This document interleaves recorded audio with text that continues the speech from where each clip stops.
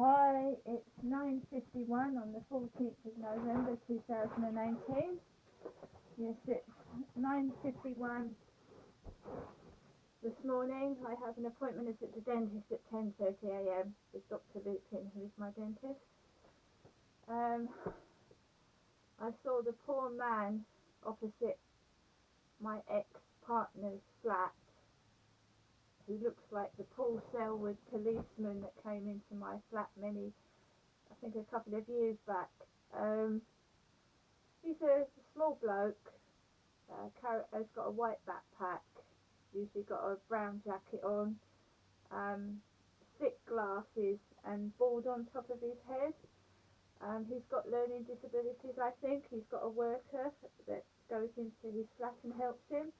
I just looked out the window, as you do, and I saw the poor bloke struggling up the path with a great big box. It must have been really heavy. And I'm thinking, what is a disabled man doing walking up the path with a great big box? Now, this is what happened to Mark before he passed away. He lived opposite my ex, and he died in hospital. And he went pale, and he was rotting in his flat. And the last time I saw Mark, he was carrying fishing equipment.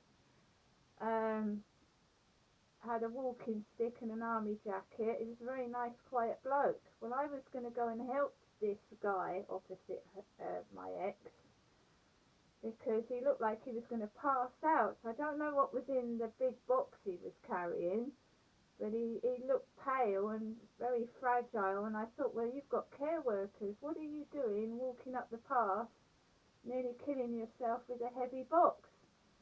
Because there's a care worker that goes up for him in a car, you see. So a bloke came out of the flats and walked past him, and I thought, well, I was going to get ready to go out and help this guy, and I'm a woman, I'm a 5'5", and I can't breathe, but I can't bear to see somebody struggling like that. So I was just about to get my keys and shut my door, and this foreign gentleman came down Old Road and helped. He picked up the bloke's box and carried it all the way from the garages down there to the end flats for this guy.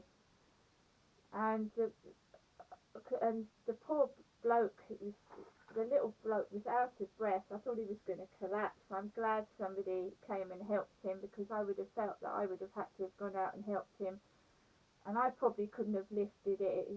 What was in that box, big brown box, must have been really, really heavy, and he looks really pale, and I thought he was going to pass out, so I hope he's okay.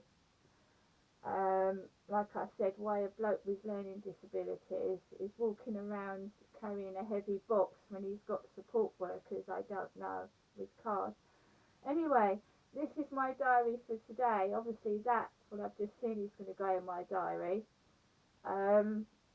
because maybe I was meant to go out and help this guy who lives by himself, who's got learning disabilities. Anyway,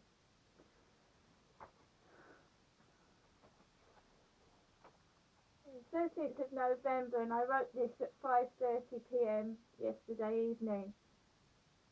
June, number 4's gone out with her trolley.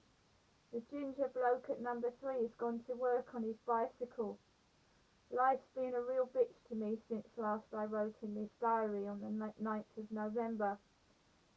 Yesterday I went through pure hell. I got up feeling okay. I've been on those antibiotics, came off 2 days ago. Feel rough, and I've got ringing in my ears again, tinnitus. So I was getting ready to go out when my electric just went off. I thought it was a power cut. I asked Gail at number 5, but her lights were on, so it wasn't. I rang this boost company, and they disconnected me. I needed to top up, they said, at least £20. I said I had no money to top up. I didn't. She told me to enter this number in the meter. and it put £20 on my account that I have to pay back at £1 a week. Before the meter went off, the word HA, H-A, appeared on the screen, which scared me. It felt like some kind of scary movie. So I went out after I'd called the dentist because I feel that my crown's coming loose. Went and got a newspaper. I've hardly any money left. Then went into Chatham Library. An Indian man sat opposite me, looked like Hasnat Khan, Diana's old flame. Used computer number 10.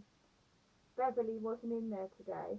Got DVDs in the Demeltzer charity shop afterwards, and a few bits in Sainsbury's, cheap stuff. Almost broke. Got home, I'd had the post, which had already been crap. Friday, I went to my mum and dad's, walked there. I'd gone to the library first. Jennifer answered the door of number 33. Dad was sat down near the French windows. He wasn't well and felt sick. He made vomiting noises, and went off to his bed.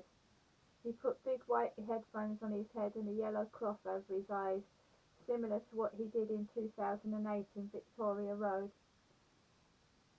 A big fat woman had driven off on a motorbike as I approached their front door. So I was left with my mother for a bit, and it goes on.